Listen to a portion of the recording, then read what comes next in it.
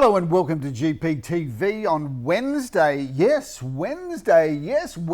You're not hearing it wrong. It's not a malfunction. It's Wednesday, the 16th of June. My name is Philip Kingston. I'm Gary Peer. A year older, a year wiser. Happy birthday again. Thank you very much. I mean, what's this? I mean, we might just show this footage. What is this bit of footage here?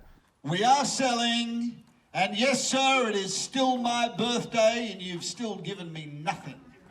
But thank you for coming anyway. So if I was the vendor of that property, and it's a delightful vendor, by the way, I'd be saying, you know what, it's the last time you're doing one of my auctions, going out there saying, oh, it's my birthday and you can get me a gift and it's not too late. Like, really? Is that what it's come to? Is that what it's come to? Is that where you're at in your career as an auctioneer, pleading for gifts on your birthday during auctions? Gary, I'm more than happy to sell a vendor's property for well over the reserve, which is what we did at that wonderful auction for Michael. Shout out to Michael and his family, who have been great supporters of our business. Lovely and do family. Incredible work. And he doesn't mind the odd drop of whiskey either, just quietly. Sorry about him, Michael. But I did get you a good price at the same time as trying to milk the crowd for a birthday gift. But the birthday gift that I would want to receive was more bids for you, and I think I did accomplish that. So, Gary, you can make fun of me as much as you like. I do like it. But there is a method to my madness. Yes, fair enough. Anyway, it was a very nice way to celebrate your birthday. You know, most people go out for lunch or go out for dinner. You conduct auctions on your birthday. It's not every day that you have an auction on your birthday, Gary, and I was wanting to share my feelings of warmth, sincerity, and wisdom and age with the crowd. And you know, let's face it, Phil, who knows when you'll ever do another auction on your birthday, because firstly, it's got to fall on an auction day. Yes. Secondly, that's the Queen's birthday, because the Queen and you have always had that thing going on between the two of you, you and Queenie. So you've always had that intimate sharing of birthdays. But also, it's a long weekend usually then, and we don't have auctions on the long weekend, except for the last long weekend, because no one could go anywhere. What a long-winded story that was. But I've got to tell you, viewers, nice to have done an auction on my birthday.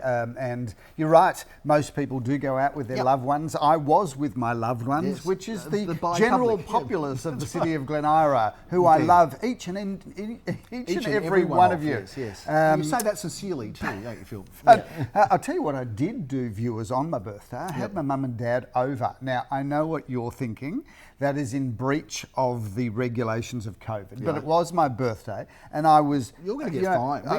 This time it's your fine, not our fine. I may well be. But, you know, if the government... COVID inspectors want to retrospectively... Well, we had them outside your house. Want to retrospectively, not inside. Want to retrospectively fine me for having my father and my mother over to celebrate my birthday, where my father bought a bottle of Grange Hermitage. What is it? Grange Hermitage. A 2010 bottle.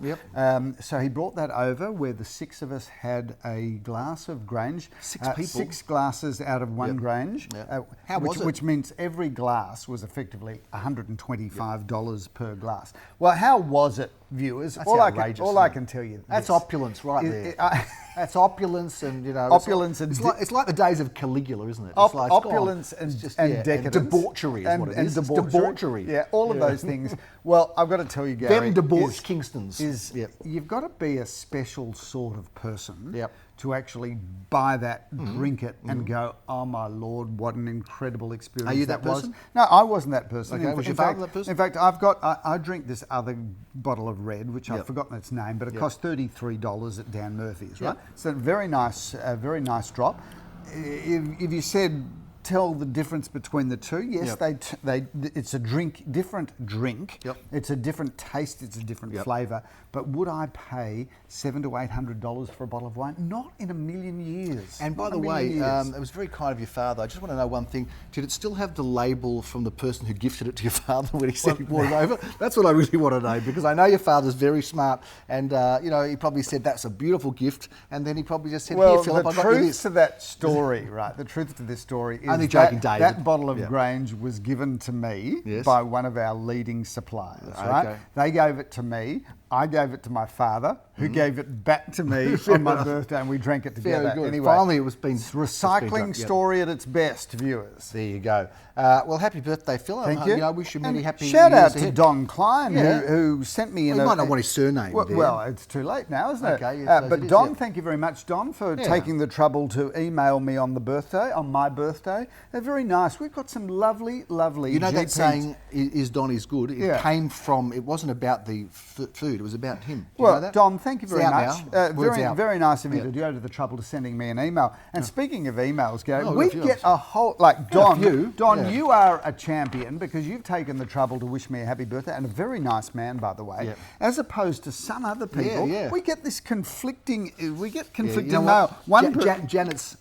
I've got to say, Janet, you've had enough of us, and that's okay, by the way, because she says she normally watches the Mark Review. This is called the mailbag, Phil. It's called Phil's mailbag. Right. So let's just put up the little logo now. It's got a Phil's because we've got segments, right? This is the Phil's mailbag. Yeah. Well, it could be your beef, but let's call it Phil's mailbag. So I normally watch your Mark Review each week to get some info and some light entertainment. But it seems to have become your time for political rant. Not happy. She's not happy.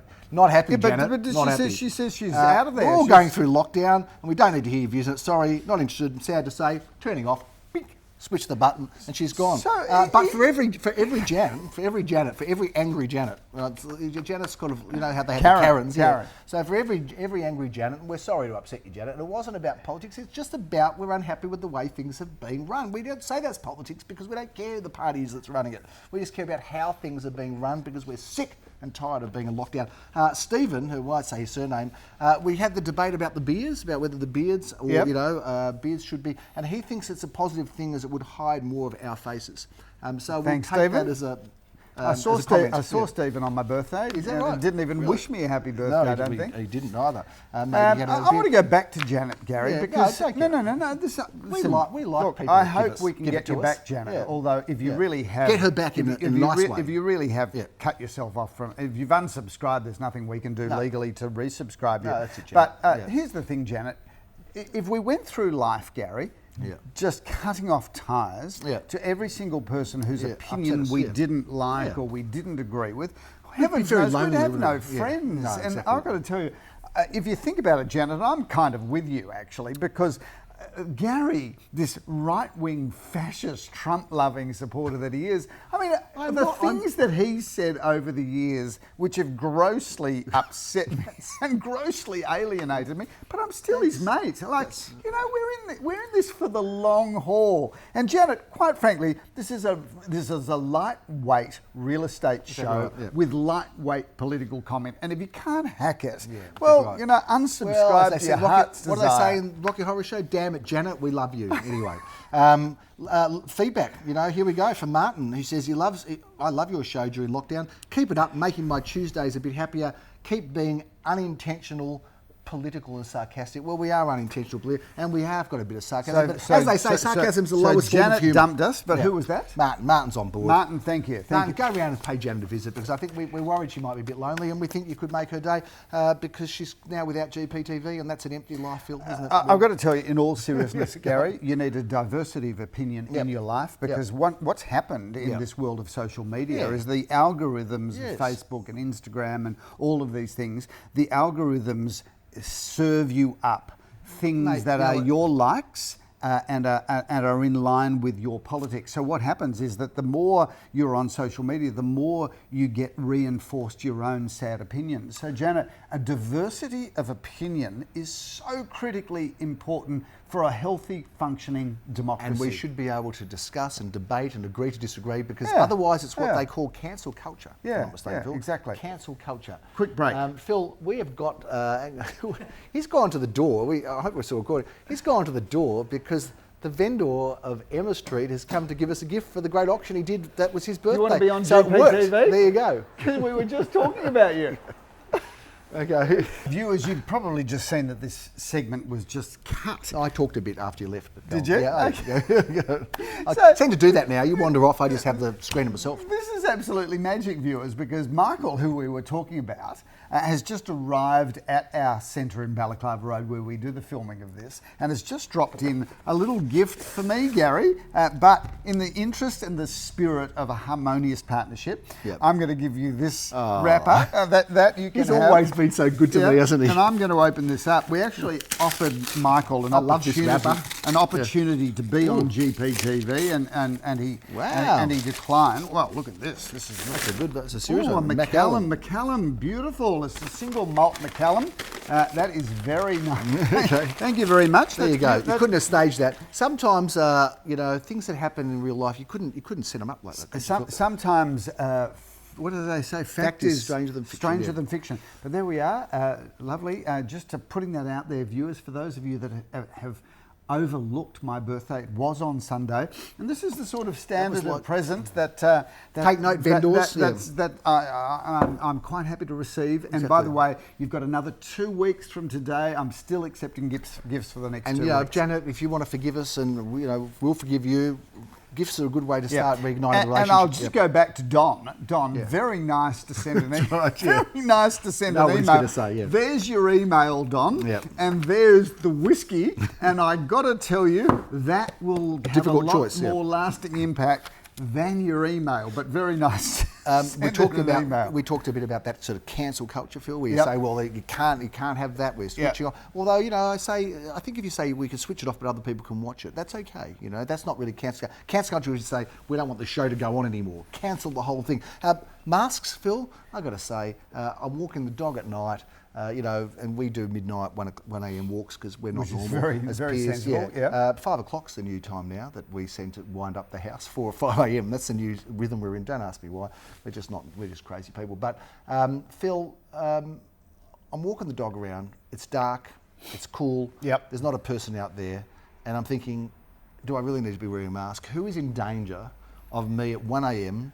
walking around without a mask? Well, that'd be your dog, firstly. You're breathing all over your dog. But secondly, Gary, we live in a rules-based society. Oh, it's just ridiculous. And no. Come on. Gary, we live in a rules-based society. We live in a rules-based world. And the trouble is, if rules are open to interpretation, for every Gary Peer that's walking around the streets at 1 o'clock at night going, while I don't need to wear this mask, there'll be somebody at 11 o'clock that's walking down Burke Street who goes, there's only a few people, so I don't need to wear a mask. And before you know it, everybody will be breathing over everybody. It'll be this cesspool of soupy breath. I'm with Janet. I'm with Dan Andrews on this. I'm absolutely, the more people that wear masks, the better. Is that right? Although I've got to tell you, standing at an auction, standing at an auction, Gary, with a sea of people, less than 50, just for the record, looking around. Sea of 48 people. All got these masks on. It's tricky. It's more difficult as an auctioneer, because most people have got to tell. Gary. That's right, they have. And when you cover your face like that, it must be very difficult. Can you imagine how difficult it then must be to hold an auction in Kabul in Afghanistan? Why is that? I don't know how many options. Because most people are fully covered. That's right, right? So it would be very difficult to read. Maybe they've got their own Kabul signature bidding style there, Phil. Maybe they've got some sort of. But even a poker game. So you think about that. I think about a poker game. Like imagine playing poker with everyone with masks on. You just have to look at the eyes and try to work out. I don't believe there's a lot of poker being played in Kabul anytime now anywhere. Or soon. Gary, let's move on. Can we talk about real estate at some point during the show? We can and we should, but I've got to say that even the World Health Organization, Phil, said masks don't work. The guy in Miami, they're all partying on the beach in Miami. There's no masks, there's no lockdown, there's no nothing, Phil. So I've got to say I'm a bit cynical about this whole thing. I'm just over it. Over it. I don't care if it's right, wrong, politically correct. I'm over it. I'm over Victoria being the state that's getting hammered for lockdowns all the time. I want my freedom, Phil. My freedom. So shout out to the police and the Caulfield police who have a very lovely station in Hawthorne Road. Have they been to visit us? All I can say is if you happen to be driving around the area at the vicinity of Glen Eira Road and Kooyong Road, where Gary lives in that vicinity. If you see him walking a very fluffy dog without a mask, I challenge you to book him. I didn't say I work without a mask, Phil. I said I don't know why I need to be wearing a mask. It'd be safe to say you don't have one on. The only person that's law-breaking here is you bringing your family over. You've said it on camera now, so if the Malvern police want to go down one of the finest streets and one of the estate-style properties of the Malvern Armadale area and visit the Kingstons who think they're above the law on their birthday, will you go ahead and do that, Phil? You go ahead and do that, I should say, please. You go ahead and visit the Kingstons. Let's move on, Phil, because there's properties to talk about. There's auctions to review. Noble Park, we love it at Noble Park, and we have a very noble auctioneer in David Thompson who went down to Noble Park, Philip, sold for $726,000 a property with 3 bidders on Saturday morning. Seymour Road, Elsterwick. Well, I've got to say, Phil, I had a ball in Seymour Road. You did see more there, Gary. I saw more bidders. Saw more bidders. I did. I see more bidders every time I go down there. But Phil, I got to say, to use I can't remember which comedian it was, saying, I was loving myself sick, Phil. I was loving myself sick, as one of the comedians would have said. Down in Seymour Road, 10 bidders, although one bidder had two people bidding for him. The old two-bidder trick. I'm not interested, but he is. Yeah. So we've never seen that before. My twin brother. That's right, my twin brother. Exactly right. Are you connected? Are you parties connected? Oh no, I'm not connected. Anyway, Phil, 9 bidders took this property from looking around that sort of very low ones, way beyond expectation towards the mid ones. Beautiful property. That loved it. Seymour Road, just for the record, viewers, is one of the top streets of Elsternwick. Yep. And this was a postmodernist 1960s cool place. Townhouse, seriously gorgeous. And well done to the buyers, Phil, because they are people that we know, that local people. Astute real estate. A young couple that have got together, Phil. We love seeing that. First home buyers. And Phil, the courtyard, I've got to say, the courtyard is massive these days. Everybody wants a courtyard. They do. And when we used to sell, and you would remember in the 80s when we used to sell these blocks of apartments that were being bought, that had been built in the 60s, that were now being subdivided and sold off separately, the courtyard was worth, maybe $10,000. I mean, or was it pounds or dollars? Okay, it was so long ago. A cup of coffee back then was like 40 30 cents. Yeah, so but even then, in perspective. okay, but even then it was 10,000. Now a courtyard, and I know things have gone up, but I think proportionally a courtyard's value's gone up more so than the rest of the property. Would you agree with that? Gary, I think that courtyard, everybody's looking for their own piece of land, particularly as a result of COVID. Everybody realises the importance of having a connection to outside. So yes, courtyards have gathered momentum. They are adding value to the sale of properties. How come I could meet my mum, if I had one, sadly I don't, but how come I can meet my mum at a cafe with 50 or 60 people, but she couldn't come around to my place for a cup of coffee? Can you just tell me why that? It's funnier than that, Gary, because all of the memes that are going around is that I can go to a safe injecting room and inject myself with heroin. Yes. After that, I can go to a brothel and have goodness knows what interaction with goodness knows whom. Yep. But invite Granny over for a cup of tea. No, Granny. Granny is far more... You're dangerous. She's far more dangerous than taking drugs and going to a brothel. Yeah, so I wouldn't risk it on Granny. I wouldn't. That cup of tea, anything could happen, Anyway, crazy stuff. That's Melbourne, guys. Lucky Janet's not watching. And we're not supposed to complain about it. Come on. Because if we're not going to, you couldn't expect us not to. Phil, St Hubert's Road, 4 bidders for this terrific apartment, sold for $453,000. Well done, Graham Callan. Big variety of auctioneers on the weekend out there, Phil. And Emma Street, of course, where you've got the evidence now.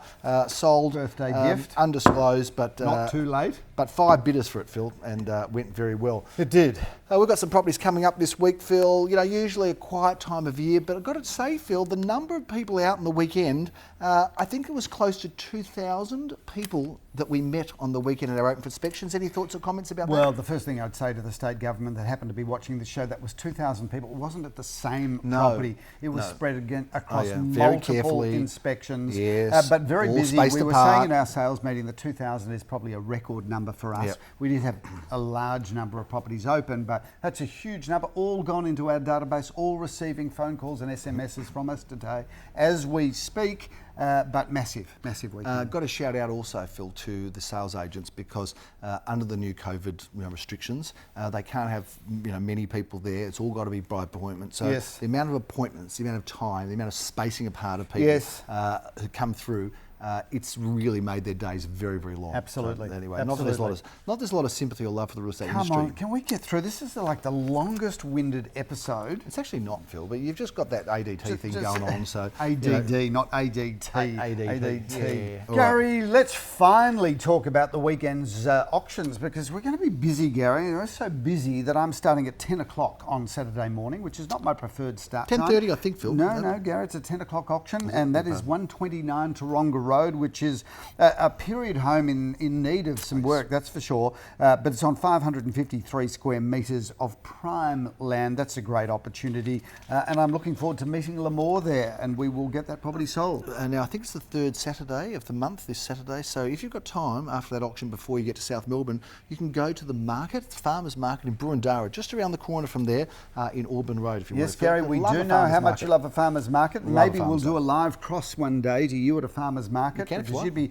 as happy as the proverbial pig. And if you go to Bank Street, you can go to the farmer's market at Gasworks, because that's also on the third Saturday of the Gary, you should put out a farmer's market guide to Melbourne by Gary Peer. I'm good for 160 Bank Street, South Melbourne. Well, what an incredible home this is, Gary. A two-storey terrace, and everybody loves a two-storey terrace. 4 bedrooms, 2 bathrooms, plenty of off-street car parking. Looking forward to bring down the hammer on that one again with Lamore. You've jumped ahead. For some of these properties have already been reviewed, but I want to just go through them quickly because the times have changed, Phil. We're going to be in Cromwell Street at 10:30 a.m. We won't talk about it much, except it's fantastic town residents. I know Mark Kirkman's will be busy with that. Jeremy Rosen's auctions, 10:30 Saturday. We're going to be in Woonsocket Court, already been reviewed, Phil. That's now happening. This 1 bedroom, 1 bathroom property in a great location. Leo Samuel auctions that at 10:30. 11:30, Phil, Leo Samuel's going to be in East Brighton in Roberts Court, and that's happening at 11:30. Reviewed Bank Street. Let's get over to Shoobra Road. We have reviewed it, Phil, but that one's happening at 1:30. Great and property. Looking forward to that, Gary. And now, is that going to be auctioned in our... no, Gary, it's now going to be held out the front of the property. Very good. Okay, out the front of the property in Shoobra Road. What a great address. They don't get any better in Elsterwick and Shoobra Road. Phil, 2:30, we have reviewed this before. 1 at 402 Glen Eira Road. I know that you're going to be doing that auction, Beautiful which home, is a fabulous looking property in a great location. Phil, at 2:30, Simon Rodolnik auctions this wonderful property in Loranne Street in Bentleigh. 2 bedroom, 2 bathrooms, parking for 1, Phil. Looking forward to that auction. Stunning home, beautiful terrace that one has, Gary. Phil, at Queen's Road, Leo Samuel's a busy man, and he's going to be doing his third auction of the day in Queen's Road in Melbourne. We sell a lot 3 bedrooms, there. 1 bathroom. That's a beautiful property. And Queen's Road, I mean, what a great location, Gary. We talked up this property last week, Phil, in Thomas Street. It's going to be auctioned 3:30 on Saturday. Looking forward to that because this is a really beautiful residence. 1 of 2, Philip, single level, got a lovely garden. And that's orange to the sun. 2 at 29, Tomasz, Gary. Tomasz, to all of those Hungarians. We love our viewers Hungarians. Ojvoj, if you're Hungarian. And we'll say, Sedovus, we'll say when we leave you. But it's a fantastic property for Tomasz, Phil. Sunday, we've reviewed, but we're going to go through quickly and talk about the 2 Narong Road apartments. They're both happening from 10 a.m. Great opportunity if you're looking for 2 homes, you've got 2 children perhaps, or you want 2 investments. Yeah. Or opportunity to get 2 in the same building. Or if you've got 2 separated parents, but you'd like them to live close by, Phil, you can put them 1 in each. Well, Gary, that is something that that is very nice of you to think about. Yeah, I think about that. Or Phil, if you've got maybe a European lifestyle and you wanted to have a girlfriend or boyfriend living next door to you, and you could live in the other one, that's another way of doing it. Maybe. Or you're part of a modern relationship where you are monogamous. You're in a monogamous relationship, but you don't believe in sharing the same home. You could do that too. So that's quite a modern thing, Gary. Or what about for people that are madly, wildly in love with each other and really happy, Phil, but they just can't sleep together because one of them snores and they can't get over. They've tried everything. That's what I was referring to. Yeah, okay. We've thought of everything, haven't we? Get down Got to it all Road. covered here. 1A Booran Road, Phil. What a great location. That's at 11:30. Reviewed it before, but I know Maxine's excited about that because you'll be doing the auction and 10:30, 11:30. You're a busy man, Phil. 12:30 as you're just getting started and hotted up. We're going to be at 1 at 28 Ashgrove, Phil. Now this is a great looking property. Tell us a little bit about it. 1 at 21, Gary. Okay, 1 at 21 Ashgrove. This is 3 bedrooms, 2 bathrooms, and a double lock-up garage. That is a really good single-storey villa home. 1:30 p.m. Jeremy Rosen's hits the auction circuit. He's going to be meeting Daniel Fisher auctioning this terrific apartment. Love that block, Phil. Great looking block and 3-bedroom apartment. Walking distance. You're referring, of course, to apartment 3 at 212 Alma Road. I am indeed. 3 bedrooms, 1.5 bathrooms, and a car space and parquetry floors throughout. Now, Phil, Hotham Street's a great location, a terrific address, and this is a fantastic home, Phil. This is 98C Hotham Street. You're doing the auction. Mark Kirkham is going to be has been running the campaign. With Glen Bricker. 3 bedrooms, 1.5 bathrooms, and plenty of off-street car parking, as many as 3 cars, Gary, or 6 if you drive those little Fiats or smart cars. Indeed, Phil. Now, this home's been the same family for a long time. I really do love this style of property, Phil, and have a look at the fantastic entertaining areas. I want us to just spend an extra moment talking about it because I'm going to come and join you at the auction. Good luck to the vendors, and we're looking forward to that particular one going to the market. 1:30 Sunday, Phil. Be there or be square. 2:30, we've got double action auction, Phil. Cardigan Street, looks like that might be running at 2:30 p.m, Phil, and I'm the auctioneer for this terrific property in a great location, a good-looking property too, Phil, and very, very budget-based in that sort of mid to high threes, good value for an apartment. 63 Orrong Road, well, of course, that's the good doctor's surgery, Phil, as you would know, at the corner of Maysbury Grove. That one heads up at 2:30. Good luck to the vendor there, someone I've known since I was a young man, Phil, even a teenager, or actually less than that. So looking forward to that one. It's been the same family for many, must be 50 years or thereabouts, Phil. And of course, we wrap up.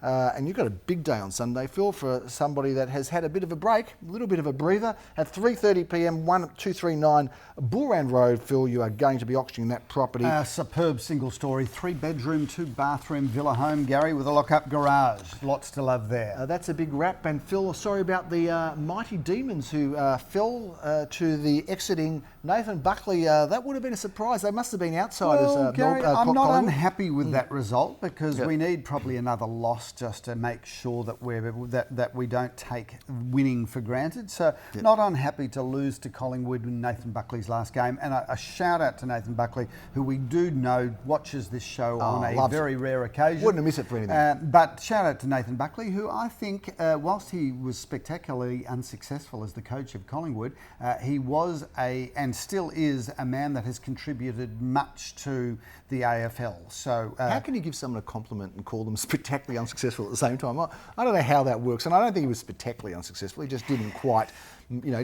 get to the heights as a player, as a coach. He didn't win the flag, which every self-respecting Collingwood supporter expects and that they're entitled to. Yeah, well, they're probably not the most forgiving, are they, Collingwood supporters? I don't want to start that, Phil, because as a suffering Carlton supporter, we are certainly known as not being All right, let's wrap this up, Gary. We've gone on for far too long. Viewers, thank you for sticking the distance with us. Yes. It's great to be back auctioning on site. It's great to be out of lockdown. It's great to be alive and well. So a shout out to each and every one of you. Thanks for watching GPTV. My name's Philip Kingston. Have a fabulous week. Enjoy your Wednesday and the rest of the week. We'll see you next Tuesday on GPTV. I'm Gary Peer. Stay well. Thanks for tuning in.